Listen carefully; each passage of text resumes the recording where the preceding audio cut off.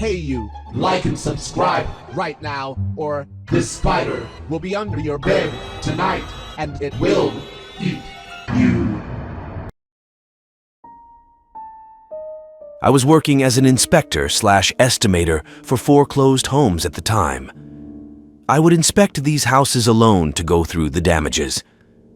Most of these houses were pretty trashed. This one wasn't, though. The house had strange customizations to it.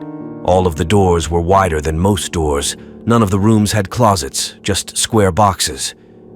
Even the kitchen that had once been open to the rest of the house was walled in with only one door for in and out access. All of the walls were white. Not one wall had any sort of custom paint, poster, or picture, except one. On the wall of the largest room in the house was this picture. The picture was unsettling. Who would frame and hang something like that? And an even better question, why didn't they take it with them?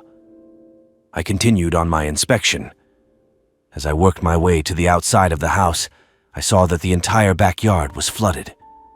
A backyard hose had left about an inch of water across the cement section of the patio and the grass. I shut off the water and went back inside, locking the back door behind me. It was time to put up the smoke detectors that were missing in the house. As I walked to the first bedroom closest to the front door, when I heard water running. Seeing as the backyard was flooded, I assumed it was just a bad valve back there, and the hose would start to allow water flow again. I decided to go through the master bedroom that had a sliding door to the backyard. I got to the bedroom door and realized the running water was much louder than I thought. I opened the door and it hit me. The water was coming from the master bedroom shower. I stopped in the doorway after it became obvious the shower was on. A split second after I stopped moving, the shower turned off. All I could hear was the drips from the shower head.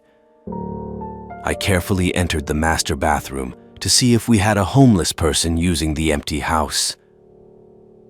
Unfortunately, there was no one in the bathroom. It still didn't occur to me to leave at that point. I exited the master bedroom and continued to the bedrooms to install the smoke detectors. I went down the hallway and into the bedroom that looked down the hallway to the front door. My heart sunk. The front door was closed. How?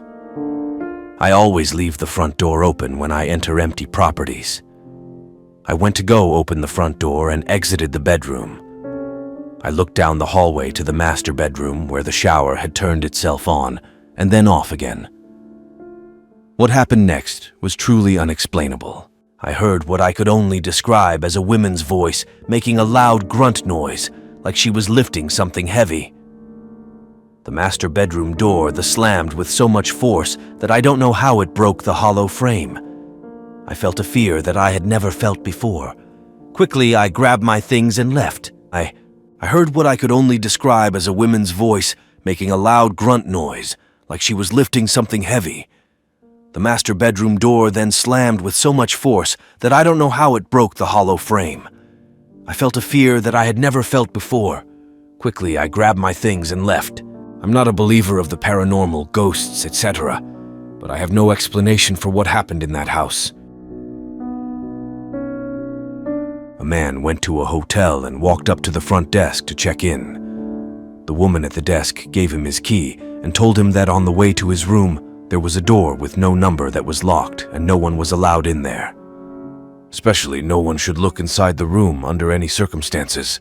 So he followed the instructions of the woman at the front desk, going straight to his room and going to bed. The next night, his curiosity wouldn't leave him alone about the room with no number on the door. He walked down the hall to the door and tried the handle. Sure enough, it was locked. He bent down and looked through the wide keyhole. Cold air passed through it, chilling his eye. What he saw was a hotel bedroom, like his, and in the corner was a woman whose skin was completely white.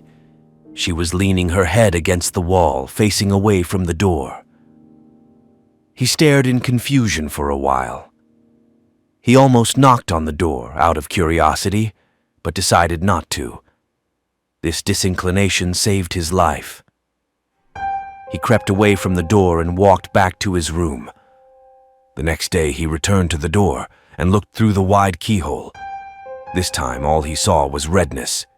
He couldn't make anything out besides a distinct red color, unmoving. Perhaps the inhabitants of the room knew he was spying the night before and had blocked the keyhole with something red. At this point, he decided to consult the woman at the front desk for more information. She sighed and said, "Did you look through the keyhole?" The man told her that he had, and she said, "Well, I might as well tell you the story. A long time ago, a man murdered his wife in that room, and her ghost haunts it. But these people were not ordinary. They were white all over except for their eyes, which were red." I'm a teenager, and I've been in scouting/Boy Scouts for nearly all my life, and I really enjoy exploring with my friends and being trusted more, as I'm older now. A few years ago, me and two girls named Amy and Harriet were asked to head into the woods surrounding our campsite to find a long, straight stick suitable for carving into a point. Bear in mind that I was a lot younger back then. Harriet was older, and Amy only 1 year older than me. We had been walking in deliberately the same direction as to not get lost, and memorizing the surroundings as we went to find our way back easily. About 15 minutes in, we couldn't find anything to take back, so we turned around to return to the campsite. That's when the initial panic set in. The trees had almost unnaturally knitted themselves together in such a way that it seemed our path was non-existent in the first place, like it had just vanished. We looked around 360 degrees, and now everything looked the same. Trees we could have sworn were different from one another appeared as all copies of the same tree. We kept walking in what we thought to be the correct direction, while shouting out for help, and eventually came to a concrete path, almost like a road, but very thin, separating the forest, splitting it into two. We didn't follow the road as it went in the wrong direction to our campsite. On the other side of the path was more forest. However, nearby was an abandoned shack, likely being used for storage or something else. We had no idea anything like this was out here in these woods, so we just kept walking. We eventually came to a road we didn't recognize. A woman wearing a pink and purple regatta outdoors coat walked past, and we frantically asked her for the direction of our campsite, as by now, according to our watches and Harriet's phone, we'd been walking for an hour and a half. She said she'd never seen us before, but she said there's another campsite in that direction. We followed her advice and eventually came back to our campsite. We frantically apologized for being so long and that we couldn't find anything.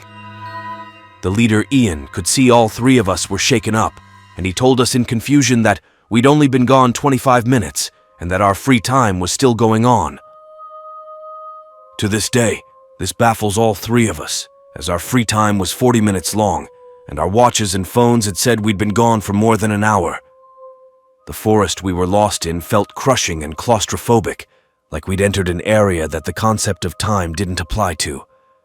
I believe in the paranormal, however this was so unlike anything I've heard or experienced before. It literally was like we'd been in a time vortex or something, and that hours in the forest were only minutes in the rest of the world. The feeling was very strange, and it stuck with me for the rest of the camp.